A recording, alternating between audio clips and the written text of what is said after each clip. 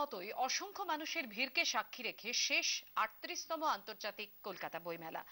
আগামী বছর মেলা শুরু ২৮শে জানুয়ারি। থিম কান্ট্রি হতে পারে জাপান অথবা কলম্বিয়া।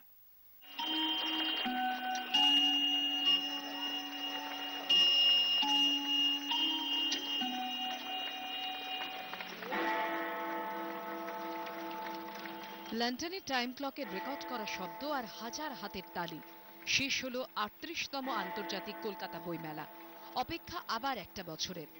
আবহ যেন বিজয়া দশমী, সর্বত্রই বিষাদের সুর। বিকেল যতই রাতের দিকে গড়িয়েছে ততই গভীর হয়েছে সেই বিষাদ বেদনা। রাত ৯টা বাজতেই সেই ঘণ্টার ধ্বনি।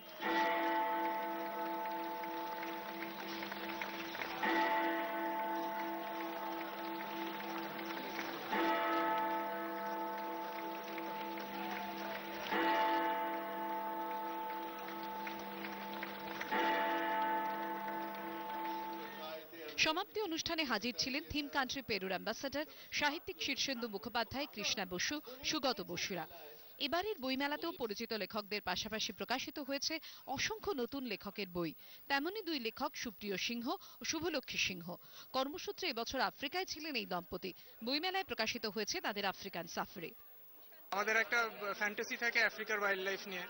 তো আমরা আফ্রিকার সমস্ত দেশ, ধরুন কিনিয়া, মাসাই মারা, তানজানিয়া, জাম্বিয়া, সাউথ আফ্রিকা, এই সমস্ত জায়গা ঘুরে আফ্রিকার ওয়াইল্ড লাইফের শুরু থেকে শেষ, মানে সেটা পাখি হোক, লায়ন হোক, লেপার্ড হোক, হাতি হোক, সমস্ত জিনিসটা এই বইটা ক্যাপচার করার চেষ্টা করেছি। সবচেয়ে রোমাঞ্চকর অভিজ্ঞতা হয়েছে সিংহের সঙ্গে। আর আমাদের একটা মানে সাংঘাতিক অভিজ্ঞতা হয়েছিল যে হট এয়ার বেলুন থেকে আমরা সেই উইল্ডেবিস্টদের অ্যানুয়াল মাইগ্রেশনটা আমরা ক্যাপচার করতে পেরেছিলাম। তো সেই তার মধ্যে হঠাৎ করে উইল্ডেবিস্টরা মরে পড়ে আছে, সিংহরা তাদেরকে খাচ্ছে, এই সব ছবিও রয়েছে।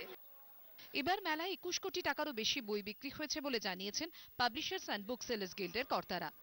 বিশেষ যতটুকু পেয়েছি ২১ কোটি টাকা বই বিক্রি হয়েছে ব্যাংকের কাছ থেকে এবং ইন্ডিভিজুয়াল প্রকাশক, পুস্তক বিক্রেতাদের কাছ থেকে আমরা যে স্ট্যাটিস্টিক্স পেয়েছি।